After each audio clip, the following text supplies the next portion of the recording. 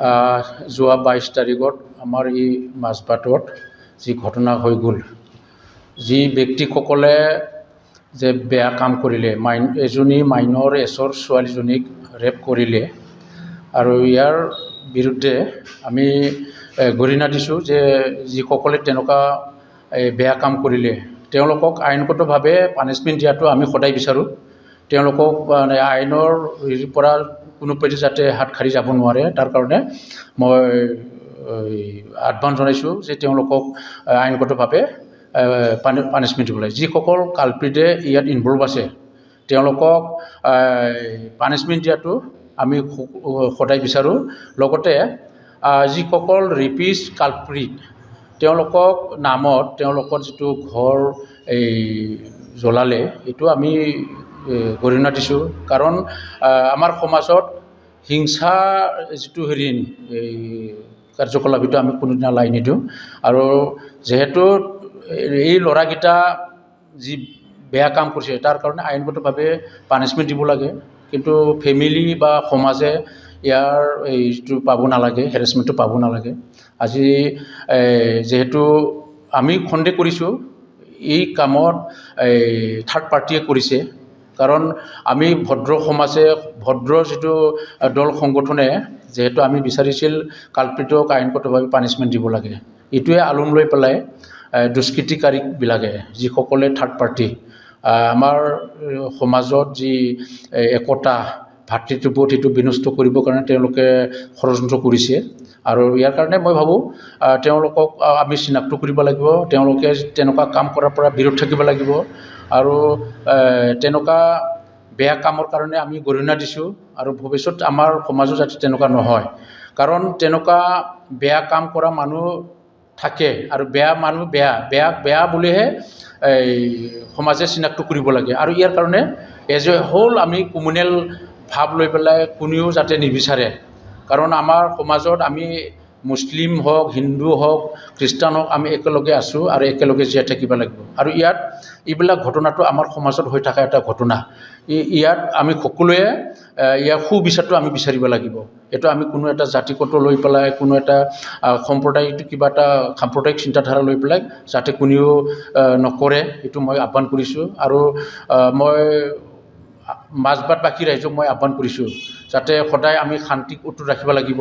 ইয়াৰ পৰা আমাৰ মাজত কোনো ভুল বুজাবুজি যাতে হ'ব নালাগে, কাৰণ কালপ্ৰিট বা বেয়া মানুহ বেয়াই, আৰু বেয়াক আমি সদায় সমাজে চিনাক্ত কৰিব লাগিব, আৰু তেওঁলোকৰ পৰা আমি দূৰত থাকিব লাগিব। তেওঁলোকক সদায় আমি বিচাৰোঁ আইনগতভাৱে যাতে সদায় পানিছমেণ্ট দিয়ে, আৰু আইনৰ ঊৰ্ধত যিহেতু সকলোৱে নহয়, এই গতিকে কালপ্ৰিট মানুহবিলাকক পানিছমেণ্ট দি পেলাই আমাৰ সমাজক যাতে ৰক্ষা কৰিব লাগে, মই সেইটোকে মানে আহ্বান কৰিছোঁ। তো 22 তাৰিখে যি এটা ঘটনা হৈছিলে, মানে 5জন গেংষ্টাৰ, মানে গেং বুলি ক'ব লাগিব, 5জনে যি ৰেপ কৰিছিলে ছোৱালীজনীক, আমাৰ নেপালী সম্প্ৰদায়ৰ ছোৱালীজনীক ৰেপ কৰিছিলে, তেওঁলোকে একচুৱেলি কিন্তু বহুত বেয়া ল'ৰা। আমি মাজবাট অঞ্চলত গম পালোঁ যে তেওঁলোকে বহুত ধৰণৰ কাৰ্যত লিপ্ত থাকে, আৰু এনেকুৱা বহুত দুষ্ট, মানে বহুত বেয়া কাম কৰিছে। আজি এই 5জনৰ কাৰণে আমাৰ গোটাই মুছলিম সমাজখন বেয়া নহয়, আৰু 5জনে বেয়া, তেওঁলোকক উচিত শাস্তি প্ৰদান কৰিব লাগে। আৰু যিহেতু আজি যি দুষ্কৃতিকাৰীয়ে আজি এই 5জনৰ ঘৰ জ্বলাই দিছে, তো আমি সেইটোতে আমি গৰিহণা দিছোঁ। আমি ইপিপলৰ তৰফৰ পৰা আমি ঘৰ জ্বলাইছে, তো এইটো মানে আমি ইপিপলৰ তৰফৰ পৰা আমি গৰিহণা দিছোঁ।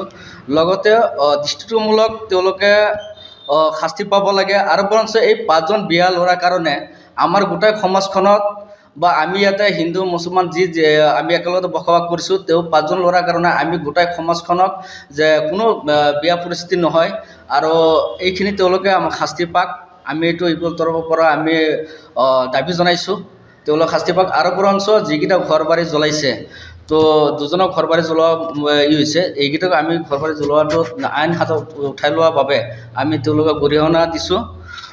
আৰু যিহেতু আমি হিন্দু মুছলমান ভাইকে একলগত আমি বসবাস কৰিছোঁ, আমাৰ যোনটো এনাৰ্জি, আমাৰ যোনটো মিলা প্ৰীতি, এইটো কোনো পধ্যেই বিনষ্ট হ'ব নালাগে। আমাৰ যি দুষ্কৃতিকাৰীয়ে যি ঘটনা ঘটাইছে, আজি এই এটা স্কুলীয়া যোৱা ছোৱালীজনীক যেনেকুৱা ধৰণৰ 5টা পাখণ্ডই যেনেকৈ ৰেপ কৰিছে, তো সেইটোক আমি তীব্ৰ ভাষাৰে আমি গৰিহণা দিছোঁ, তেওঁলোকে দৃষ্টিমূলক শাস্তি পাক।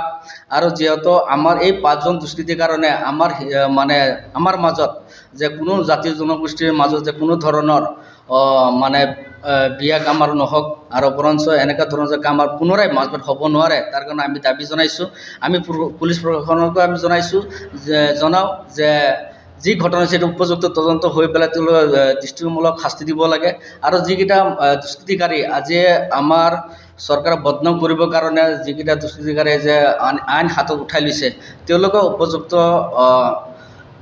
তদন্ত হ'ব লাগে। তো সেইখিনি কৈ পেলাই মোৰ বক্তব্য সামৰিছোঁ।